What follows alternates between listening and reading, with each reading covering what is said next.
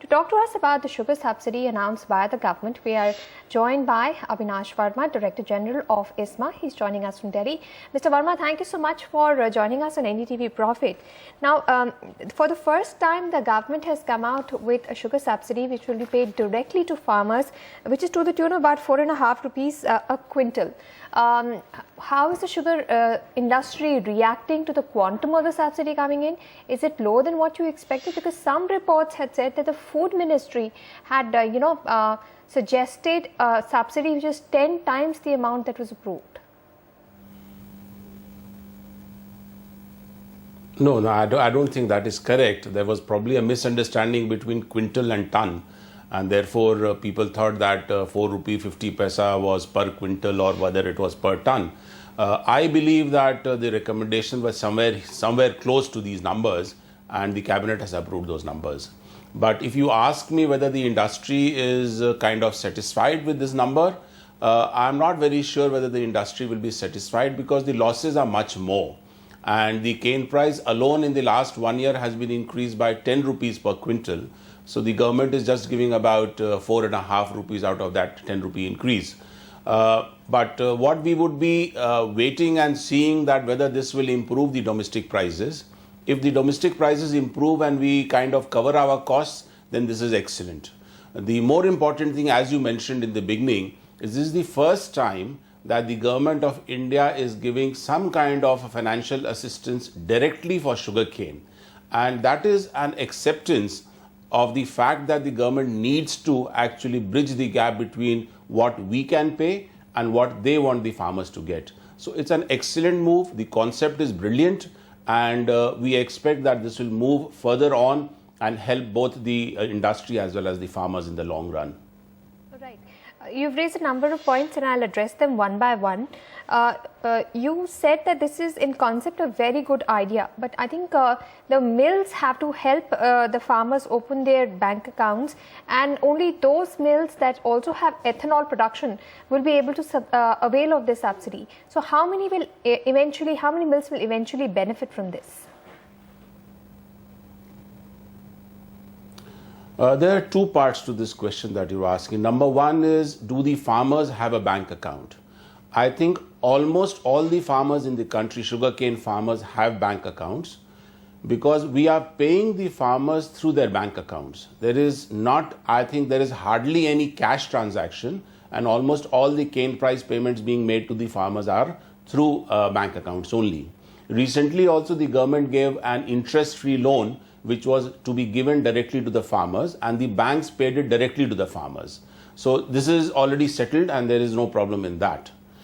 Regarding the second issue, whether people who do not have capacities to produce ethanol, see, the press release very clearly says that people who have been given a target by the government on ethanol, they have to supply 80% of the ethanol to the OMCs to be eligible for this help.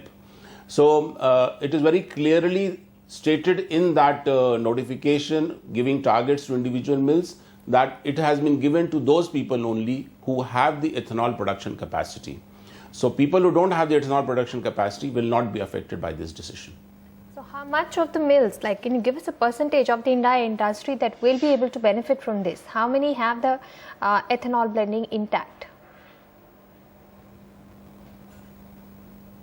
No, everybody will benefit. It is 100% of the sugar mills and 100% of the sugarcane farmers who supply their sugarcane to sugar mills will benefit out of it. The second condition on the ethanol thing will be only applicable to those people who have ethanol producing capacities. So about 130 sugar mills out of 530 have capacities. So this condition will be applicable to only 130. Balance 400 people who do not have capacities, they will not be adversely impacted because it will not be applicable to them at all. All right. Can you tell us what are the outstanding payments due now to farmers? At the start of this year, it was about, I think, 21,000 crores. What are the arrears now outstanding to the farmers? Yeah, 21,000 crore was somewhere around March, April.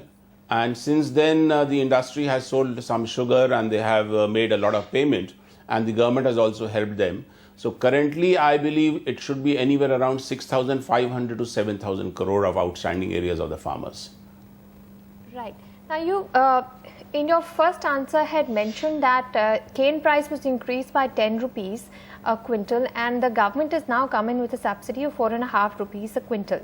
You're hoping that there is some betterment in the domestic prices of sugar. Have you seen any signs of that, especially with the pickup in the festival season and the fact that there has been sugar crop loss?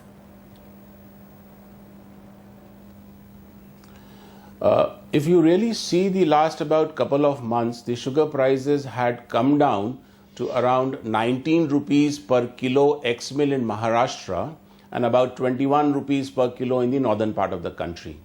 Now that 19 rupees in Maharashtra has moved up to around 24.5 to 25 rupees, and in Uttar Pradesh that 21 rupees has moved up to about 26 or 27. So there has been continuously an improvement in the domestic ex-mill prices by almost 5 to 6 rupees in the last couple of months. But it is still lower than what it was at the same time last year, as well as it is lower to our cost of production. So there is still losses on the sugar sales, and if we are able to push out some of the sugar into the international market, export some of the surpluses that we have, then I believe that the sugar prices should get closer to our costs. All right. There is some reports saying that Indian sugar mills have signed contracts to export 200,000 tons of the sweetener in recent weeks with neighboring countries. The government has set a target of 4 million tons. Does it look achievable? Because you know the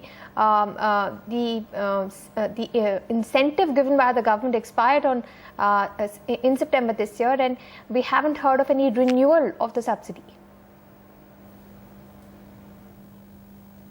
Let me clarify, we are not expecting any export subsidy anymore from the government because that is not a sustainable model, we thought. That is one. Number two is the government did announce 4 million tons of export targets and gave individual quotas. But yesterday's cabinet decision has said that if the quota holders do about 80% of the quota, they would have fulfilled the government direction.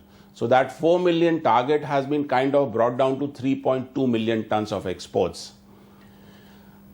Now, out of that, about, as you mentioned, about 200,000 tons have been contracted for exports. We are now starting our new sugar season's production, and most of us should be in the market by the end of November or the beginning of December. International market wants the new season's sugar, and therefore, now that new season's sugar will be in the market in the next about 10-15 days, we expect more and more contracts to happen and to happen faster. So I am very hopeful that we should get very, very close to the target set by the government of about 3.2 million tons. Right. Where does this leave the crushing season? Because sugar mills are still cash strapped. You're expecting to get some money in from the exports as well, but then you have to repay the farmers too. Do you have enough money to start your operations? Will it happen on time this year? Now, that's a very, very difficult question to answer. Those can be answered by the individual mills, but there is certainly a concern. The banks have been refraining from giving working capital loans to the industry, which is a major cause of concern to us because the banks generally have put us in the negative list, expecting the next year to be poor. But now that the government has taken this decision of giving about 4.5 rupees per quintal of sugarcane, I believe that the banks should look at the whole thing more positively. That is number one. Number two, the global prices have moved up by about 30-35% in the last about 3 months, and that improves the chances of exports from India. The losses are much less than what it was about 3 months back. So the chances of exports are better, the opportunities are better, and therefore the banks should now feel more comfortable in lending working capital loans to the sugar industry in India. And therefore I believe that we should be on track now. Thank you so much for speaking with us, Mr. Verma, and telling us what the situation is like for the sugar industry now, subsequent to the announcement of the sugar subsidy by the government. Mr. Verma feels that it should get slightly better for the industry. The government sharing in with some of the price increase in cane price announced for this year, and hoping that better sugar prices will help bridge the difference.